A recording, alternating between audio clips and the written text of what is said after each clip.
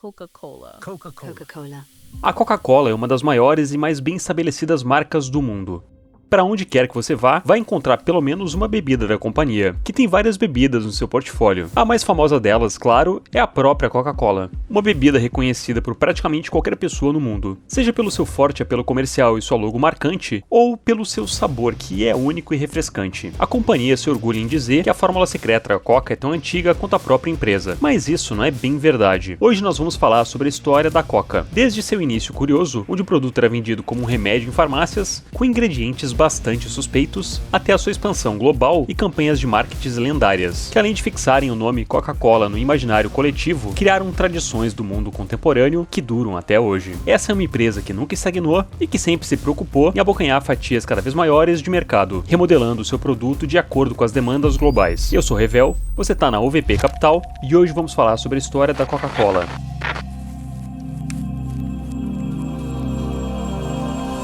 Para falarmos sobre o começo da Coca-Cola, precisamos voltar 138 anos no tempo. Os Estados Unidos era literalmente uma terra de ninguém, onde brigas de bar geralmente terminavam em tiroteio, a luz elétrica ainda era uma novidade para a maioria das casas americanas, e a medicina como conhecemos hoje ainda não existia. Naquela época, cigarros eram prescritos como medicação e não existia muitos estudos para saber o que de fato funcionava ou não para curar doenças. Ou seja, se os médicos sérios daquela época já tinham uma certa dificuldade em tratar pacientes doentes pelos métodos questionáveis de tratamento da medicina antiga, imagina quantas pessoas não se beneficiaram desse período na história para vender remédios milagrosos e bastante duvidosos que no geral prometiam muito mais do que podiam cumprir. Essa foi uma época muito boa para os químicos charlatões, que passavam tempo inventando remédios sem pé nem cabeça, mas nem todos eles faziam isso de uma forma mal intencionada. As pessoas em 1885 eram muito menos instruídas, e alguns farmacêuticos achavam de verdade que eles poderiam criar tônicos para melhorar a vitalidade de pacientes doentes e até mesmo curar doenças. Esse era o caso de John Pemberton, um farmacêutico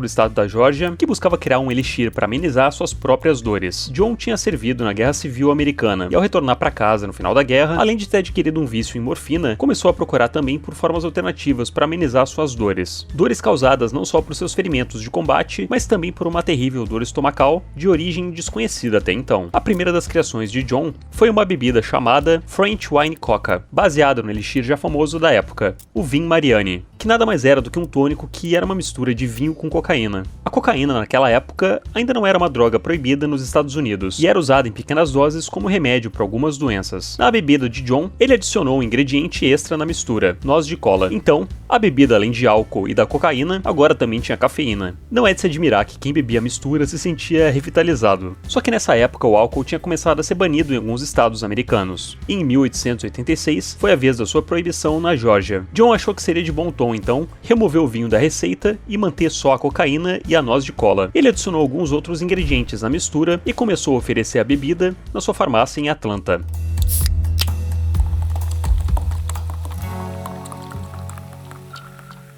John oferecia a bebida em sua farmácia por 5 centavos de dólar o copo, para os seus clientes que se queixavam de fraqueza. Para substituir o vinho, ele incluiu na receita água com gás, algo que estava bastante na moda nas farmácias que vendiam esse tipo de tônico. Como a bebida tinha ficado muito amarga, o farmacêutico decidiu colocar açúcar para tornar a bebida mais atrativa. John dizia que sua bebida curava uma série de enfermidades, como vício em morfina, indigestão, distúrbios nervosos, dores de cabeça e até mesmo impotência sexual. Não preciso nem dizer que a bebida não fazia nem metade das coisas que prometia. E provavelmente o vício de morfina de John foi apenas substituído pelo novo vício em cocaína. John fechou um acordo com outras farmácias de Atlanta para distribuírem também copos da sua bebida, a Coca-Cola. Esse nome foi uma sugestão do seu contador, Frank Robinson, que além do nome acabou fazendo também a caligrafia icônica da marca, que é usada até hoje. Coca vinha do ingrediente mais controverso da bebida, extrato da folha de cocaína, e cola vinha da noz de cola, um produto que por si só não era danoso, mas tinha uma alta quantidade de cafeína. A cocaína como ingrediente da Coca-Cola seria eliminada definitivamente da receita já em 1903, assim que as pessoas foram entendendo mais sobre os efeitos destrutivos e viciantes da droga, o que culminaria na sua proibição definitiva nos Estados Unidos em 1914. A Coca-Cola não foi um sucesso imediato, sendo vendida aos poucos nas farmácias locais. As vendas geravam uma pequena receita a John e aos seus distribuidores, de aproximadamente $50 o ano. Em 1888, 2 anos após a criação da Coca-Cola, John Pemberton acaba falecendo em decorrência de um câncer de estômago, descoberto de forma tardia.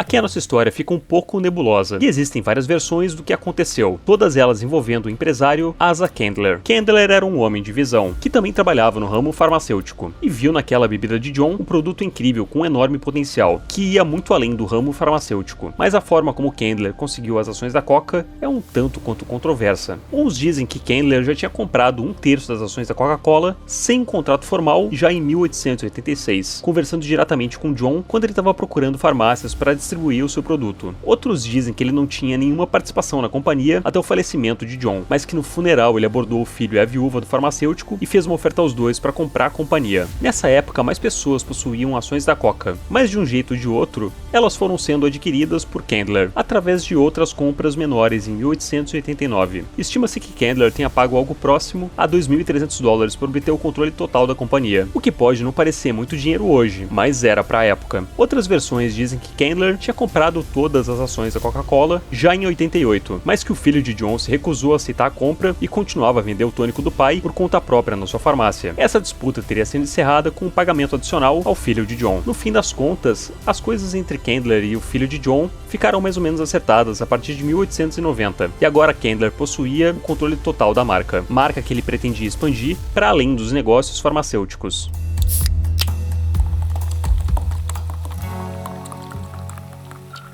Uma das primeiras decisões de Candler, agora no controle da empresa, foi focar na propaganda. A logo da Coca era vista em panfletos, calendários, jornais e outdoors, sempre com a sua caligrafia distinta, acompanhada da cor vermelha. Além disso, ele queria desvincular a bebida dos remédios, algo que era meio óbvio, já que a Coca era vendida em farmácias. Para isso, ele começou a vender Coca em bares e restaurantes, distribuindo cupons que garantiam ao cliente um primeiro drink de graça. Na época, a bebida era servida em balcões, onde o xarope era misturado na hora com água gelada e gaseificada para o cliente. As táticas de marketing acabaram dando certo, e o refrigerante foi ficando cada vez mais popular, dessa vez como uma bebida de fato, e não mais como um remédio. Em 1903, Candler contratou o químico alemão Louis Schaffer para rever a fórmula secreta da Coca. Eles substituíram o ingrediente mais controverso da receita, a cocaína, por mais cafeína e outros aromatizantes. A partir daí, a Coca sofreria poucas alterações em sua fórmula secreta. A bebida foi caindo cada vez mais na graça dos americanos, e logo Candler viu seu império expandir a nível nacional, com centenas de galões do xarope sendo comercializados por praticamente toda a rede de restaurantes dos Estados Unidos.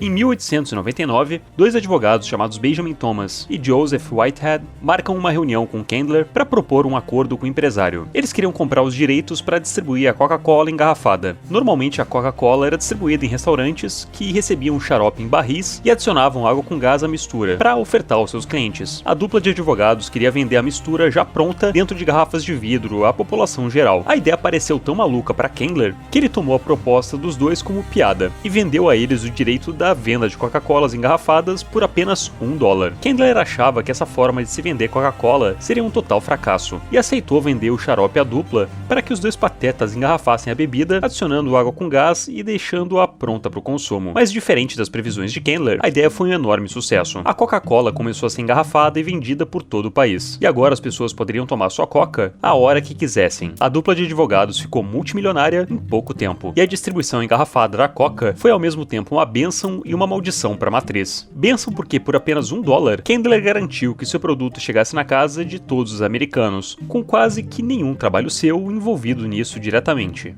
Essa foi uma jogada de marketing extremamente acertada, porém não prevista por Candler, e de certa forma também foi uma maldição pelo fato da Coca-Cola ter ficado de fora desses primeiros lucros, além de não ter uma uniformização da distribuição de seus produtos, que eram vendidos na época nos mais diferentes tipos de garrafas. A companhia iria correr atrás do prejuízo nos anos seguintes, e depois de muito tempo iria reconquistar o direito da distribuição da Coca, para padronizá-lo antes de embarcar em sua jornada internacional. Bom, mas voltando às garrafas. Os refrigerantes engarrafados tinham chegado para ficar, e esse modelo de negócio deu tão certo que centenas de outras marcas surgiram para competir com a Coca-Cola engarrafada. Marcas como a Amber Cola, Ala Cola, Carbo Cola, Candy Cola, Cherry Cola, dentre várias outras, começaram a surgir no mercado, tentando replicar o sucesso da Coca-Cola original. Dessas novas marcas criadas, muitas iriam desaparecer poderiam ser compradas pela Coca, mas uma marca acabou permanecendo e se tornaria a maior rival da Coca nos próximos anos, a Pepsi Cola. Mas sobre a rivalidade entre essas duas gigantes, a gente ainda vai comentar mais pra frente aqui no vídeo. Em setembro de 1919,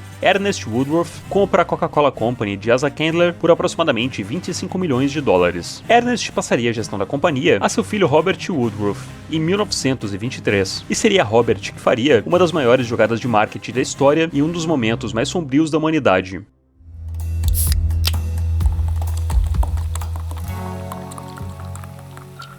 Os Estados Unidos estavam na iminência de entrar na Segunda Guerra Mundial, e o governo americano começou a cortar todos os custos não essenciais de produção, ou seja, a distribuição de toda a matéria-prima essencial, como o açúcar, deveria ter seu uso priorizado para produtos que eram essenciais na guerra. A medida quebrou várias empresas americanas da época, e a Coca-Cola, lutando para sobreviver, fez uma jogada de mestre. Eles lançaram uma campanha onde começaram a vincular a marca da Coca aos esforços americanos no fronte de batalha, dizendo que onde houvesse um soldado americano batalhando, ele deveria ter à sua disposição uma garrafa gelada de Coca. Essa jogada, além de convencer o governo a manter o envio das remessas de açúcar à companhia, criou um sentimento de patriotismo com a marca. É como se o americano sentisse que a Coca-Cola ajudou os Estados Unidos a vencer a guerra. O que a Coca-Cola Company esqueceu de falar é que eles faziam algo muito parecido pro lado alemão, com um outro refrigerante seu, a Fanta. Então, independente de quem ganhasse a guerra, a Coca-Cola iria lucrar do mesmo jeito. Mas essa não foi a única jogada de mestre da empresa, que conseguiu criar símbolos que duram até hoje.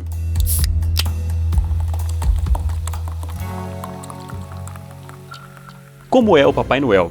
Se eu te perguntasse isso, provavelmente você me descreveria um idoso barbudo e simpático, vestido com roupas vermelhas, meio gordinho e de bochechas rosadas. Mas você sabia que esse personagem nem sempre foi assim? Antigamente o Papai Noel era um cara que também era barbudo, não muito sorridente e que geralmente vestia roupas verdes ou azuis. A criação desse símbolo do Natal surgiu de uma necessidade da Coca de aumentar suas vendas por meados de 1930. Naquela época, a companhia via seus lucros descerem vertiginosamente no inverno. Isso porque a Coca-Cola era uma bebida gelada, e no final do ano, no hemisfério norte, é inverno, o que fazia com que as pessoas preferissem bebidas quentes, e isso impactava muito nas vendas do refrigerante nessa época. A ideia então da Coca foi criar uma forma de incorporar o consumo de Coca-Cola durante as datas festivas de inverno, em especial no Natal. Começava aqui uma das maiores campanhas da história, com a Coca-Cola criando toda uma estratégia para colocar o Papai Noel e a Coca-Cola como coisas tradicionais de uma festa natalina. Para isso, o ilustrador Haddon Sundblom foi contratado para participar das campanhas de marketing da Coca, e suas ilustrações ficaram tão famosas que muitas de suas obras até hoje estão expostas em museus, como as primeiras representações do Papai Noel moderno, uma amostra do que seria a versão definitiva do Bom Velhinho, que seria incorporada tão fortemente no imaginário coletivo, como algo que sempre existiu daquela forma. Ele fez tanto sucesso na Coca-Cola que a companhia encomendou desenhos extras que seriam usados para campanhas da marca mesmo depois do falecimento do desenhista, meio que para garantir que eles ainda teriam desenhos do cara, pois sabiam que ninguém mais iria conseguir replicar com desenhos aquele sentimento tão bonito e nostálgico que ele conseguia representar. Essa jogada da Coca conseguiu estabelecer a marca como refrigerante das celebrações natalinas. Mas não só dessas celebrações, como também de qualquer celebração familiar. Hoje, se você pensa num almoço em família, ou num churrasco, ou em qualquer outro evento que envolva muita gente, é muito difícil não pensar em pelo menos uma garrafa de Coca-Cola na mesa. Mas por mais que a Coca hoje esteja imbatível em primeiro lugar no gosto dos consumidores, durante algum tempo a soberania da Coca ficou abalada devido a uma disputa com outra gigante do ramo, a Pepsi.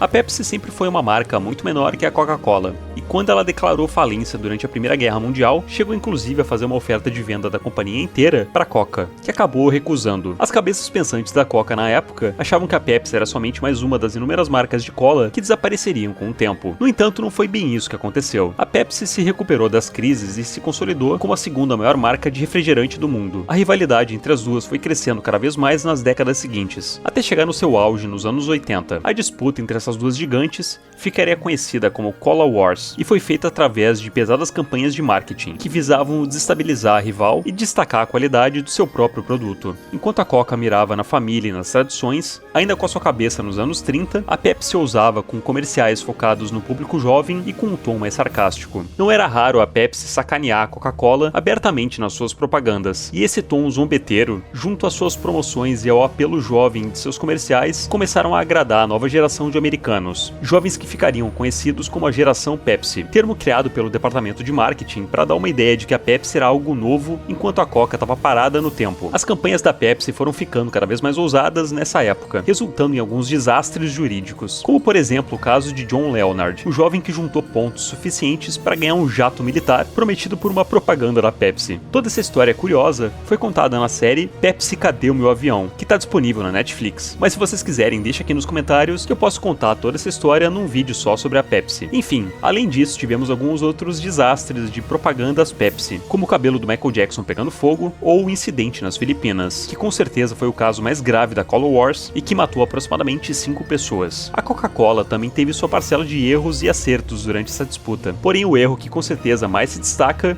foi o desastroso episódio da New Coke.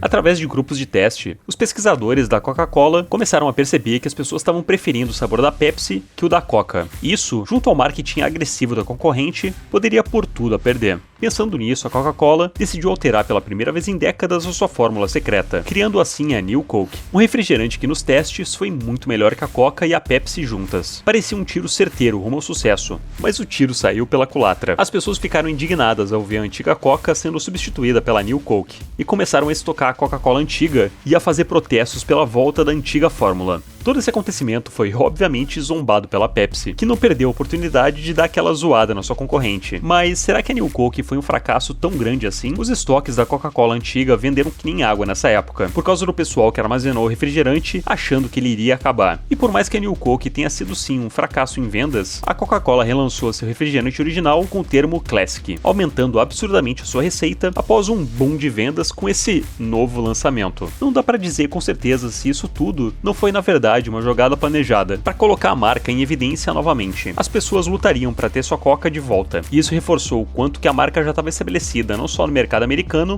mas também no resto do mundo. E por mais que a Pepsi tenha tentado destronar a rival, ela jamais conseguiu. Isso porque a Coca parecia imbatível e nem um pouco disposta a ceder sua fatia de mercado. O grande problema da Coca seria um fantasma muito mais perigoso que a Pepsi, uma questão muito mais preocupante que a concorrente e que voltaria de tempos em tempos para atormentar a marca, que teve que se virar para encontrar uma solução.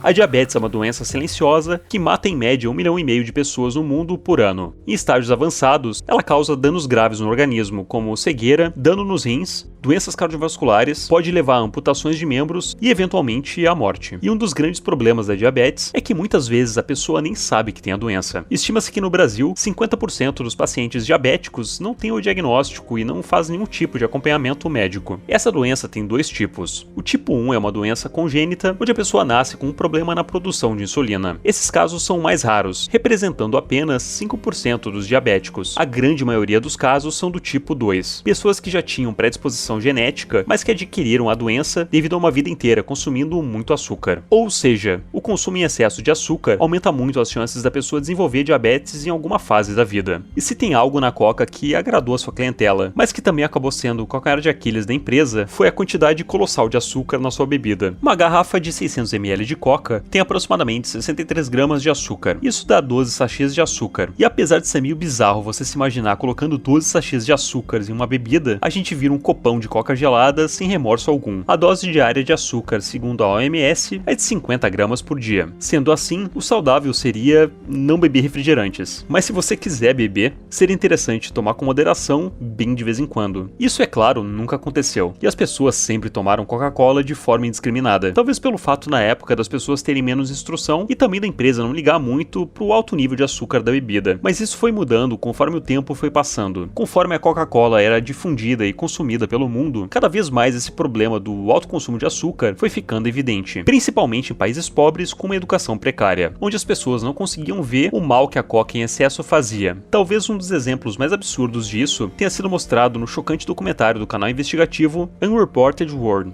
que com frequência traz documentários sobre realidades distantes e quase difíceis de acreditar. Em uma dessas reportagens, acompanhamos o repórter Guilherme Galdos na cidade de Chiapas, no México. Chiapas é uma das cidades mexicanas que mais consome Coca-Cola no mundo. Lá o consumo de Coca é mais comum que o consumo de água, e a cidade tem um índice gigantesco de pessoas com diabetes. O documentário começa e termina com velórios de pessoas que morreram durante a gravação do vídeo. E na minha opinião, a parada mais bizarra de todo esse documentário é uma xamã que faz rituais cuspindo Coca-Cola e prescrevendo refrigerante para os seus pacientes diabéticos, que vinham até a xamã para buscar um tratamento para a doença. Sério, esse vídeo é surreal e parece mais um episódio de Fallout que um documentário. A Coca-Cola, depois de muita pressão de agências reguladoras e da própria OMS, criou novas linhas de seus produtos com zero açúcar. Outras linhas de Coca-Cola, como a Coca Diet, já tinham sido lançadas há décadas atrás, mas que não tinham feito tanto sucesso quanto a Coke Zero Sugar, ou como é conhecida no Brasil, a Coca Zero. A versão sem açúcar da Coca tem se popularizado cada vez mais pelo mundo, e por mais que ela não seja a bebida perfeita, é muito menos danosa que a Coca-Cola normal, que apesar dos pesares, continua sendo muito consumida no mundo. Várias campanhas publicitárias e parcerias foram fechadas pela Coca a fim de divulgar a Coca-Cola Zero, que tem o produto como uma aposta para o futuro. Sobre a divulgação da Coca Zero, vale mencionar a parceria da Coca-Cola Company com o grupo de K-pop feminino mais hypado atualmente, o New Jeans. Juntos, a Coke Studio e o New Jeans lançaram a música Zero, uma música que ficou tão boa que sinceramente nem parece um jingle publicitário. A Coca-Cola surgiu de uma maneira bem esquisita, criada por um viciado em morfina dentro de uma farmácia, e apesar disso, e de todas as dificuldades que teve no caminho, sempre inovou para se adaptar e se readequar ao meio, mudando mais de uma vez a composição do seu principal produto, além de criar tendências e tradições que fizeram com que a marca se tornasse a gigante que é hoje. Uma empresa gigantesca, de capital aberto com lucros recorrentes e consistentes. E se você quiser se tornar sócio dela, pode fazê-lo comprando a ação ticker KO lá na gringa ou através do ticker COCA34 via ETF aqui no Brasil. Se vocês curtiram o vídeo, não se esqueçam de deixar o like, se inscrever no canal, ativar as notificações e eu vejo vocês numa próxima.